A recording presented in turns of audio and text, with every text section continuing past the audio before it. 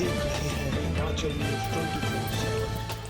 देश में 2 चरण का मतदान संपन्न हो चुका है, जिसमें भाजपा को भारी निराशा हाथ लगी है। ये बात शिमला में आयोजित पत्रकार वार्ता के दौरान प्रदेश कांग्रेस कमेटी के उपाध्यक्ष व चुनाव वॉर रूम के सह अध्यक्ष महेश्वर चौहान ने कही। उन्होंने कहा कि भाजपा का देश में 400 कमल खिलाने का एजेंडा फेल हो चुका है और भाजपा नेता ये बात समझ चुके हैं। महेश्वर चौहान ने कहा कि भाजपा के राष्ट्रीय और प्रादेशिक नेता मुद्दा विहीन बातें कर लोगों को गुमराह कर रहे हैं। उन्होंने कहा कि भाजपा महंगाई और बेरोजगारी के मुद्दों को लेकर सत्ता में आई थी, जबकि सत्ता में आने के बाद भाजपा ना तो महंगाई पर लगाम लगा पाई और ना ही रोजगार मुहैया कर सकी। देश के अंदर 2 चरण का मतदान जो है पूर्ण हो चुका है और भारतीय जनता पार्टी को 2 चरण के मतदान में भारी निराशा हाथ लगी है।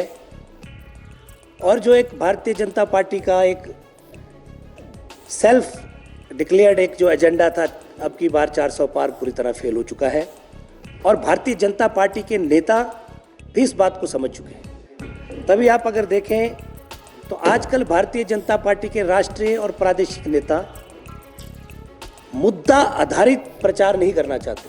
वो मुद्दों से हटकर प्रचार धर्म के नाम पर और जातियों के नाम पर ले जाना चाहते हैं। लेकिन हिंदुस्तान का अवाम जानना चाहता है, हिंदुस्तान का हर बेरोजगार जानना चाहता है कि भारतीय जनता पार्टी मुद्दा विहीन होकर, मुद्दों से हटकर अलग इधर उधर की बातें करके चुनाव प्रचार को प्रभावित करना चाहते हैं। जैसे जैसे चुनाव प्रचार आगे बढ़ रहा है, भारतीय जनता पार्टी बहुमत से दूर होती जा रही है और इस बात का आभास उनके नेताओं को भली भांति है।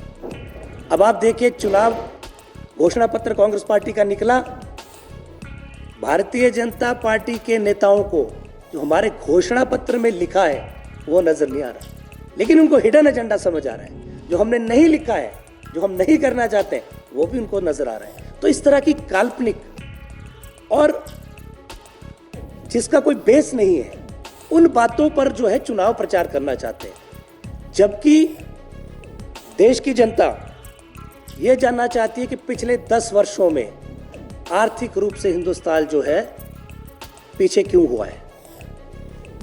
आपको याद होगा, भारतीय जनता पार्टी जब सत्ता में आई थी 10 वर्ष पहले, तो महंगाई और बेरोजगारी इनके 2 मुख्य मुद्दे थे। तो आप बताइए, क्या महंगाई पर आज ये लगाम लगा पाए? आज पेट्रोल और डीजल की कीमतें देखिए। और देश के प्रधानमंत्री हमेशा कहा करते थे, जब ये प्रधानमंत्री नहीं थे, विपक्ष में थे, कि जब रुपया गिरता है तो हिंदुस्तान की इज्जत गिरती है।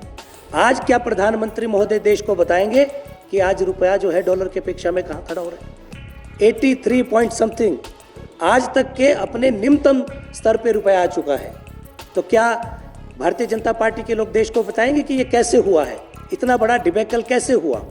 उन्होंने कहा कि भाजपा विपक्ष के नेताओं को निशाना बना रही है और जो नेता भाजपा के मुखर होता है, उनके खिलाफ ईडी और सीबीआई की जांच शुरू हो जाती है। महेश्वर चौहान ने कहा कि विरोधी भाजपा पार्टी ने चुनाव आयोग में दस्तक देकर कांग्रेस की योजनाओं को रोकने का काम किया है, साथ ही 15 महीने में केंद्र से आ रही राशि को भी रुकवाया है। उन्होंने कहा कि लोकसभा चुनाव में कांग्रेस से उतरे युवा चेहरों को लोग काफी पसंद कर रहे हैं और वे दावा करते हैं कि हिमाचल प्रदेश में बीजेपी रन आउट होगी, जिसमें कंगना हिट विकेट होगी। तो हिंदुस्तान में आज एक विचारधारा प्रचार कर रही है। अब भारतीय जनता पार्टी इस बात पे आ चुकी है कि अगर इंडिया गठबंधन, जिसको लगातार देश के अंदर समर्थन मिल रहा है, अगर इंडिया गठबंधन की सरकार बनती है तो ये 6 महीने चलेगी। कोई कहता है ये 1 साल नहीं चल पाएगी, कोई कहता है ये सरकार का जो है टर्म पूरा कर नहीं पाएगी। एक बात तो इससे सिद्ध हुई है कि भाजपा ये तो मान रही है कि इंडिया का जो गठबंधन है वो जो है सबसे बड़ी पार्टी जो है भारतवर्ष के अंदर बनकर उभर रही है। इस बात से भारतीय जनता पार्टी अब जो है संतुष्ट हो चुकी है। तभी वो कह रही है कि कभी ये नहीं चल पाएगी। तो कहने का तात्पर्य ये है कि भारतीय जनता पार्टी मुद्दा विहीन है और हम चाहते हैं कि आप धर्म की राजनीति ना करके, जाति की राजनीति ना करके, आप मुद्दों पर आधारित राजनीति कीजिए और विकास का जो कार्यक्रम है आप अपने 10 वर्ष का जो है लेखा जोखा रखिए। इसी तरह हिमाचल प्रदेश के अंदर चुनाव जो हो रहा है, हिमाचल के अंदर चुनाव केंद्र के मुद्दे तो रहेंगे, लेकिन हिमाचलियत पर लड़ा जा रहा है। हिमाचल प्रदेश के मुद्दे भी प्रमुखता से हम उठाएंगे और भारतीय जनता पार्टी ने जो पिछले 5 वर्ष और पिछले 15 महीने में जो अपने कारगुजारियां की है, उसका भी जो हिमाचल प्रदेश के चुनावों में मुख्य मुद्दा हम बनाएंगे। आप देखिए, इन्होंने केंद्रीय जो जांच एजेंसियां हैं, चाहे CID है, चाहे ED है, इनका दुरुपयोग करने के अलावा कोई भी इनके पास प्रचार का साधन नहीं था और आज पूरे देश के अंदर भय का माहौल है। एक तरह से मैं आपको कहूं कि देश में अघोषित आपातकाल जैसी स्थिति बन चुकी है। विपक्ष के बड़े बड़े नेताओं को चुन चुन कर निशाना बनाया जा रहा है। तो इस तरह से आज हमारे 2 युवा लोकसभा के अंदर चुनाव मैदान में उतरे हैं। दोनों युवा चेहरे बहुत लोकप्रिय हैं और पूरी तरह से हमने कल भी वॉर रूम से बैठकर 2 लोकसभा सीटों का आंकलन किया जो वहाँ पे कार्यक्रम पार्टी का चल रहा है।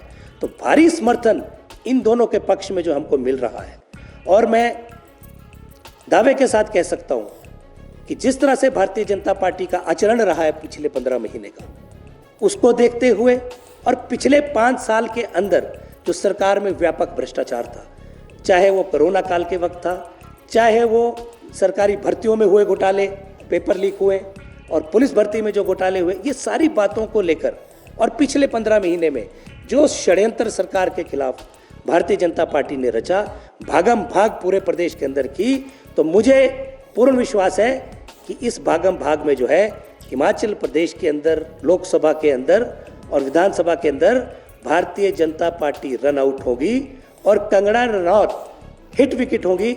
इस बात का मैं आपके सामने दावा करता हूं और जैसे ही चुनाव प्रचार आगे बढ़ेगा, कांग्रेस पार्टी का प्रचार और ज़्यादा तेज होगा और निश्चित रूप से जो है हम 4 सीटों पे बहुमत हासिल करेंगे। कांग्रेस कमेटी के उपाध्यक्ष ने कहा कि कोविड काल में बीजेपी ने भारी भ्रष्टाचार किया है, जिसे जनता भूल नहीं पाई है। वहीं उन्होंने कहा कि विपदा के दौर में विधानसभा में सरकार ने केंद्र सरकार से आर्थिक पैकेज मांगने के लिए प्रस्ताव पारित किया था, जिसमें विपक्ष ने उनका विरोध किया था। इन सभी मुद्दों को लेकर कांग्रेस पार्टी जनता के समक्ष उतरेगी। आप देख रहे हैं हिमाचल न्यूज।